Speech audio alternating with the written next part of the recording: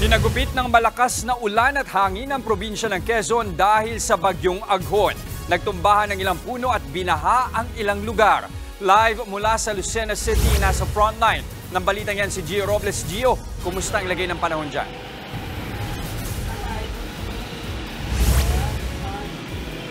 Jess, halos mabuwal at nagkaputol-putol na nga ang sanga ng puno sa aking likuran sa lakas ng hangin na sinabayan pa ng halos walang tigil na ulan na ibinuhos ng bagyong Aghon sa probinsya ng Quezon. Kaya nagdulot ito ng pagbaha sa ilang lugar na naging perwisyo sa mga residente.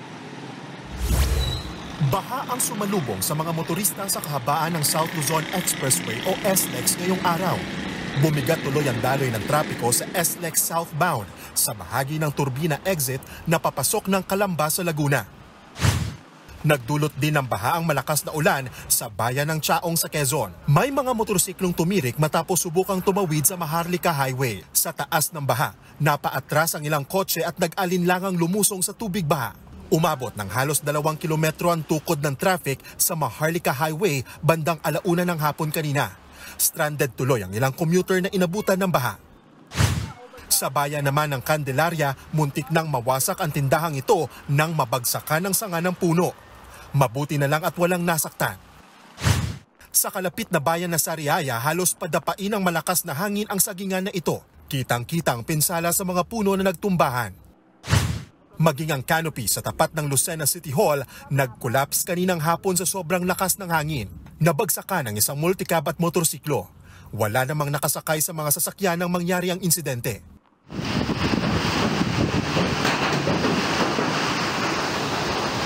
Sa Lucena pa rin makikita ang malakas na hampas ng hangin sa mga puno sa resort na ito. Ayon sa Office of Civil Defense sa Calabarzon, may mga pamilya nang inilikas base sa mga ulat na natanggap nila mula sa mga LGU. Meron po tayong naitala at present na total of 232 families and 1,134 individuals na currently residing sa mga evacuation center.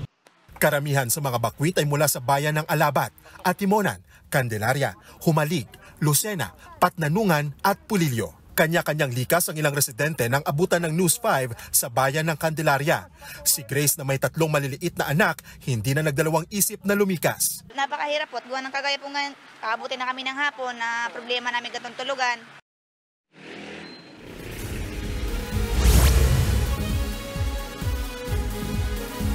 Just nasa signal number 3 ang eastern section ng Quezon, kabilang ang Pulilio Islands.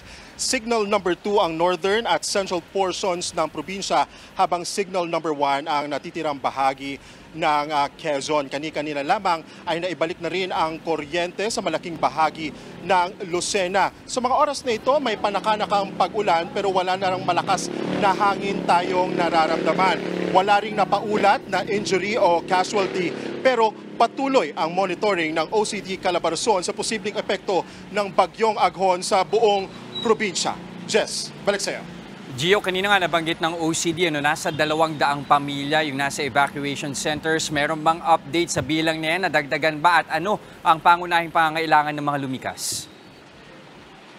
Just sa update o sa bilang ng mga bakwit ay inaalam pa ng OCD Calabarzon mula sa iba't ibang LGU kung nadagdagan na nga ito at ibibigay nila sa atin yan once it becomes available. Pero sa tanong mo rin kung ano ba yung mga pangunahing pangangailangan sa tuwing may natural disasters o mga bagyo, prioridad ng mga opisyal ang pagkain at nutrisyon ng mga bakwit. Kaya pinaka-importante pa rin yung malinis na inuming tubig, pagkain at kahit na rin yung mga damit na pwede nilang pagpalitan dahil karamihan nga sa mga bakwit ay nasiraan ng tahanan, nabaan. Kaya ilan ito sa mga mahalaga na pwede nating i-donate. Makipag-ugnayan lamang po sa OCD Calabarzon, meron din po sa DSWD at maging sa iba't ibang local government unit. Balik sa iyo, Jess.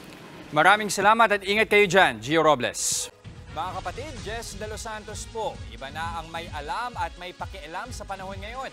Para sa tuloy-tuloy na balitaan sa Frontline kahit weekend, mag-follow at mag-subscribe sa social media pages ng News 5.